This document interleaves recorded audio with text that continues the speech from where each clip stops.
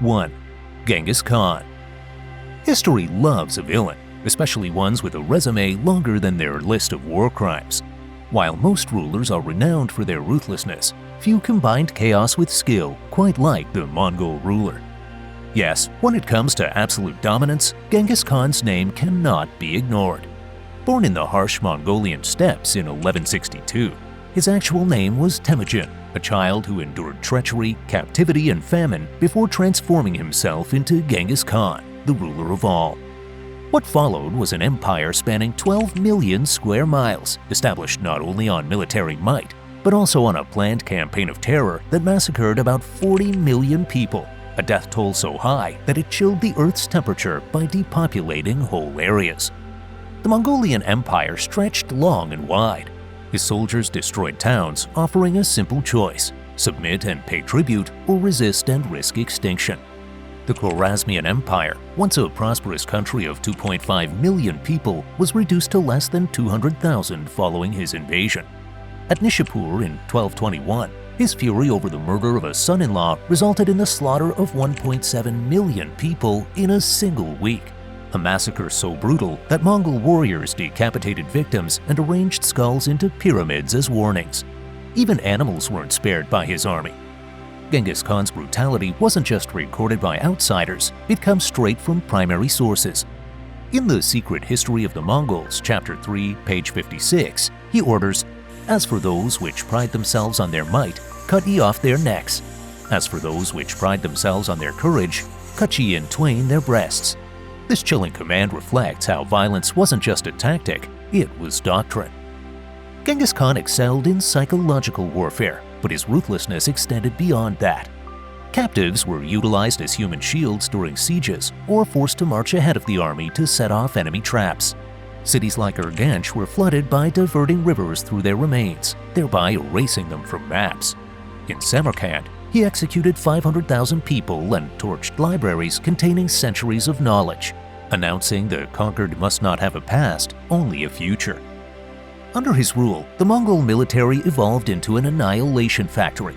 During their invasion, they massacred 90% of Iran's inhabitants and turned farms into desert. In China, his efforts took an estimated 35 million people, or half the country's total population. Even in death, his violence persisted. His tomb was disguised by killing every witness to its construction, and tradition has it the funeral procession slaughtered 2,000 people along the way to quiet them. Genghis Khan's legacy was more than simply conquest. It was a template for eradicating civilizations, demonstrating that genuine power is found not in dominating the living, but in leaving no one to ever rebel. Jack Weatherford rightly puts it in his book, Genghis Khan and the Making of the Modern World, that the Mongols did not find honor in fighting, they found honor in winning. 2. Kim Il-sung. Centuries later, the echoes of Genghis Khan's brutal legacy found a chilling modern echo. North Korea's eternal leader, Kim Il-sung, didn't just adopt fear as a weapon, he refined it. Where Genghis Khan ordered executions, Kim erased entire bloodlines, turning punishment into generational annihilation. Born in 1912 during Japanese rule, Kim Il-sung came to prominence by designing his own history. By 1948, he had declared himself North Korea's supreme leader, beginning in a dictatorship that would starve, torture, or execute 1 out of every 10 citizens, more than 1.5 million by 1954. His first cleanse, known as the August Faction Incident, saw 4,000 party members tortured and executed for doubting his authority. Their families were wiped out, with children transferred to camps, houses seized, and documents destroyed. Kim, like Genghis, knew that devotion begins with the elimination of choices. Kim's administration replicated Genghis Khan's siege techniques and industrialized them. 그다음에 시멘트를 우리가 정상화해야 돼. 시멘트를 배무일 많이 해야 돼. 배무일 1,200만 톤이나 도성만 풀면. During the Korean War from 1950 to 1953, his men massacred 1.2 million people, including entire towns accused of treason. In Sunwiju, 35,000 people were executed in 1 month. By 1972, his network of 25 concentration camps had imprisoned 200,000 North Koreans, many of whom were born into servitude due to crimes committed by their grandparents. At Camp 16, prisoners worked coal for 18 hours a day, while guards tested chemical weapons on newborns. Annual mortality rates reached 30%, a figure comparable to Genghis Khan's sieges.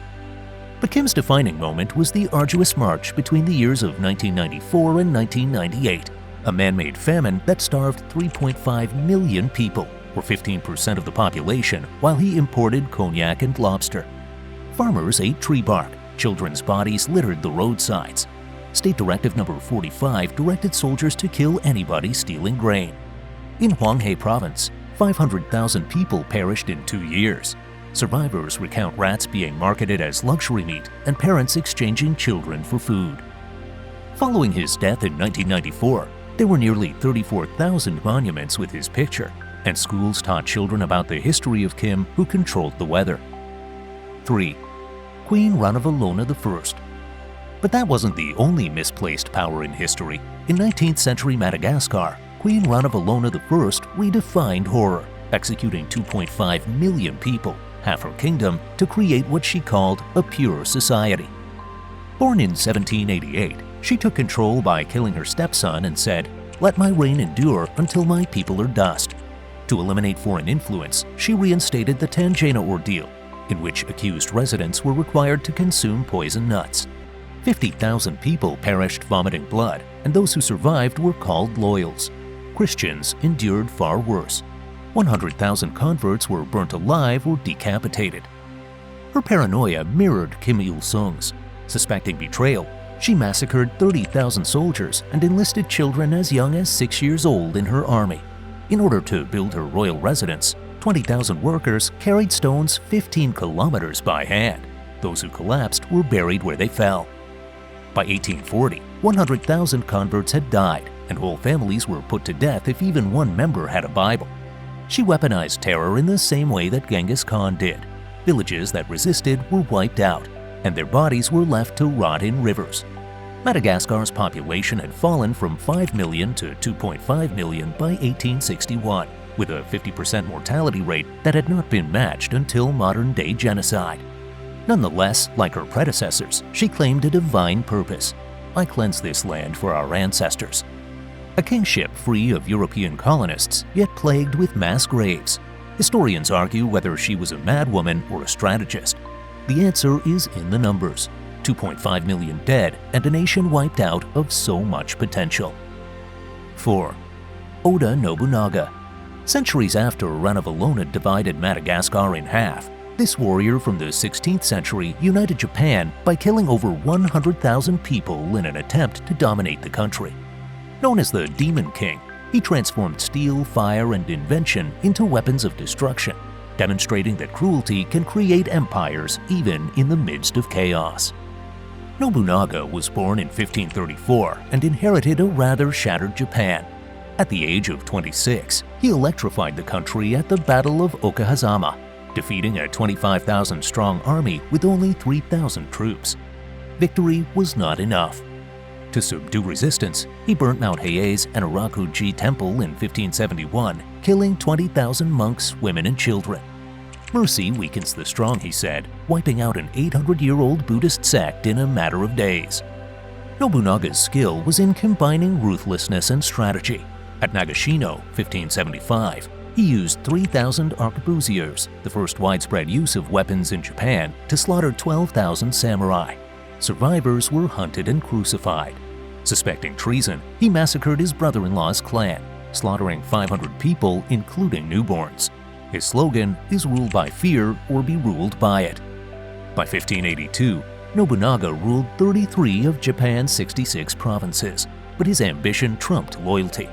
After being betrayed by a commander, he committed suicide by burning himself at Honnoji Temple. His corpse vanished, but his techniques endured. Japan was united under his successors, molded by the 400,000 lives lost in his wars.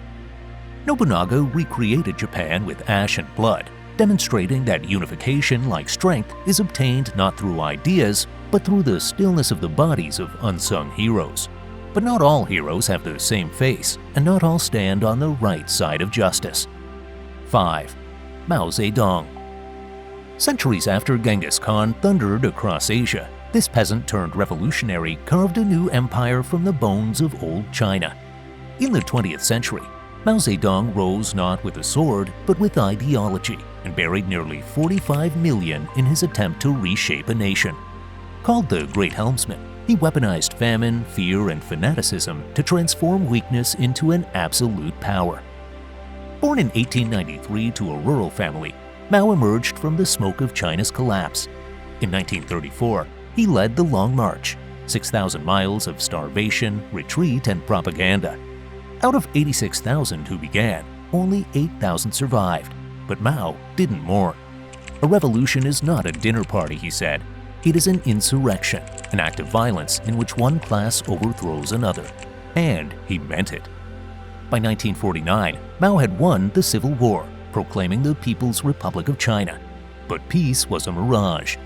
In the Great Leap Forward, 1958 to 1962, he forced millions into collectivized farms and backyard furnaces, melting cooking pots into worthless steel. The result was the history's deadliest famine. Entire villages starved, parents buried their children, neighbors turned cannibal, but Mao called it progress.